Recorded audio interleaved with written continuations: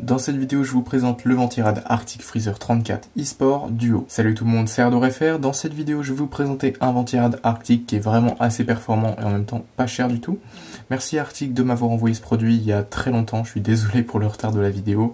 Ça fait plus d'un an que je dois sortir la vidéo et j'ai pris beaucoup de retard. Et donc dans cette vidéo, je vais enfin vous présenter ce Ventirad qui est assez performant. Alors comme ça fait longtemps que je l'ai, j'ai pas le kit AM5 pour pouvoir le monter sur une plateforme AM5, style Ryzen 7000, mais je pense que Arctic doit fournir des adaptateurs et dans tous les cas vous pourrez en acheter sur internet, donc AM4 vers AM5. En tout cas ce Ventirad est compatible LGA 1200, LGA 1700, AM4 principalement et après 1151 etc. Donc voilà, c'est un Ventirad qui est vraiment très efficace, qui est comme vous pouvez voir ici dans sa version blanche. Pourquoi duo? Tout simplement parce qu'il y a deux ventilateurs, donc c'est du push-pull. Vous avez un premier qui va du coup pousser l'air à l'intérieur et le deuxième qui va l'extraire. Donc voilà, c'est vraiment en termes de performance un Ventirad qui est assez efficace. Ici je l'ai donc dans sa version blanche, donc je vais vous montrer tout ça. Au niveau des tours de boîte, donc petit aperçu du Ventirad sur le dessus, le logo Arctic, garantie 10 ans, le nom du modèle, ici quelques petites infos, un QR code, à l'arrière les caractéristiques techniques du produit, donc c'est du Direct Touch, il y a 4 caloducs de 6 mm, au niveau du radiateur donc c'est de l'aluminium et il y a 54 couches. Au niveau de l'épaisseur, c'est 0,4 mm. Avec, on a fourni de la MX4, donc c'est la pâte thermique. Il y a deux ventilateurs 220 mm. Au niveau de la vitesse de ventilation, ça va de 200 à 2100 RPM, contrôlé par le PWM, donc vous pouvez l'ajuster comme vous le souhaitez. Au niveau du moteur, donc c'est un fluid dynamic bearing, donc c'est un roulement à billes assez fluide. Pour le courant et le voltage, donc on a 0,13 A et 12 volts DC par ventilateur. Et au niveau des dimensions, donc on est à 124 x 103 x 157 mm, donc tout est écrit juste là dans tous les cas. Le poids, donc c'est 764 grammes, donc c'est relativement lourd. Après c'est le poids d'un Ventirad en général, surtout qu'il y a deux ventilateurs, donc forcément ça pèse plus. Compatibilité, donc LGA 1700, 1200, 1150, 1151, 2066, 2011 et AMD AM4. Donc pour la compatibilité AM5, j'ai pas de certitude, mais je pense que vous pouvez obtenir un kit soit gratuitement, soit l'acheter pour quelques euros sur internet, donc un kit compatibilité AM4 vers AM5 si vous souhaitez. Donc sur le dessus, encore une fois, Freezer 34 Duo eSport. On a sur le dessus une petite boîte en carton recyclé comme d'habitude avec les petites visseries. Et juste en dessous, le gros Ventirad qui est déjà préassemblé, donc ça c'est cool, il n'y a pas besoin de l'assembler nous-mêmes. Voilà, c'est tout ce qu'il y a dans la boîte. Alors quand je dis préassemblé, bien évidemment, c'est juste que les ventilateurs sont déjà montés sur le Ventirad. Donc voilà, à quoi il ressemble, donc il est vraiment super clean. Les ventilos en blanc sont juste super clean. Niveau performance, ça a l'air d'être assez intéressant aussi, vu la conception du Ventirad. On a donc le premier ventilateur en push et le second en pull, donc il va aspirer l'air qui est à l'intérieur du Ventirad qui a été envoyé par le premier et l'extraire complètement du Ventirad. Donc voilà, niveau efficacité, faut voir ce que ça donne, je vous mettrai des benchmarks juste après.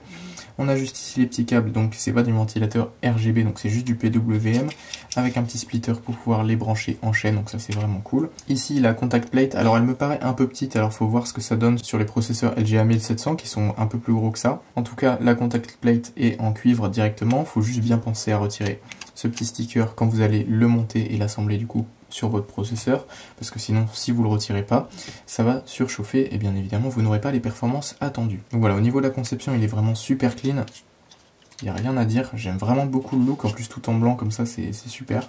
Le blanc en plus est bien blanc, c'est pas un blanc jaune comme on trouve souvent sur les ventilateurs. À la limite le plastique des ventilateurs est peut-être un tout petit peu plus jaune que la peinture qui est utilisée sur le radiateur, mais franchement c'est quand même assez blanc, c'est pas un jaune dégueulasse. Donc voilà, franchement c'est cool. Les petits ventilateurs bien sympas aussi, donc c'est les deux mêmes ici. Je vous mettrai des benchmarks dans la vidéo à l'écran.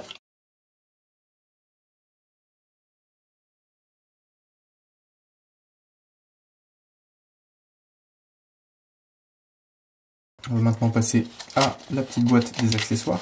Donc à l'intérieur on a la backplate qui est je crois pour Intel. Je sais plus si c'est écrit dessus, bon bref c'est une backplate pour pouvoir fixer le Ventirad. On a ensuite deux petits sachets, donc le premier avec toutes les visseries, les espacements, les petits boulons, etc. Donc ça c'est pour fixer le Ventirad. Et maintenant je vais vous faire le petit moment satisfaisant.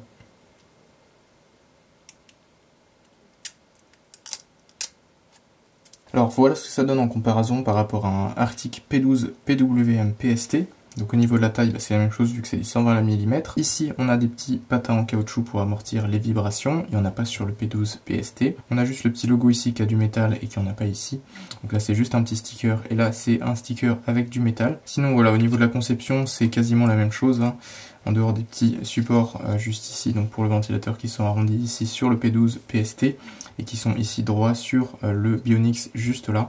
Donc voilà, au final, c'est presque la même chose, hein, c'est presque le même ventilateur, donc niveau performance, ce sera assez similaire. Donc voilà, ça reste un bon ventirad. Après, si vous voulez refroidir les tout derniers processeurs style Ryzen 9 7900X, 7950X ou les derniers processeurs Intel comme le 13900K, ce sera pas le meilleur choix, mais si vous avez un processeur Ryzen 3, Ryzen 5, Ryzen 7, i3, i5, i7, il n'y aura aucun souci en principe, sauf peut-être un 12700K qui du coup risque de chauffer pas mal. Sinon pour un i5 Ryzen 5, il n'y a aucun souci, et pour en dessous, bien évidemment, ce sera sans problème.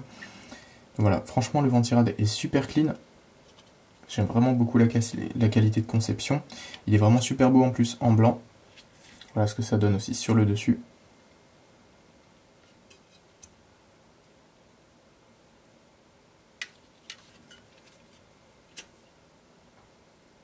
Voilà, donc c'est tout pour la présentation de ce Arctic Freezer 34 eSport Duo. J'espère que cette vidéo vous a plu. Merci encore une fois à Arctic de m'avoir envoyé leurs produits gratuitement pour pouvoir vous le présenter en vidéo. Si cette vidéo vous a plu, vous pouvez vous abonner à la chaîne si ce n'est pas déjà fait, mettre un like, un commentaire et partager cette vidéo en masse pour le référencement, ça m'aide juste énormément pour le développement de la chaîne. Sur ce, cette vidéo touche à sa fin et on se revoit tous dans la prochaine.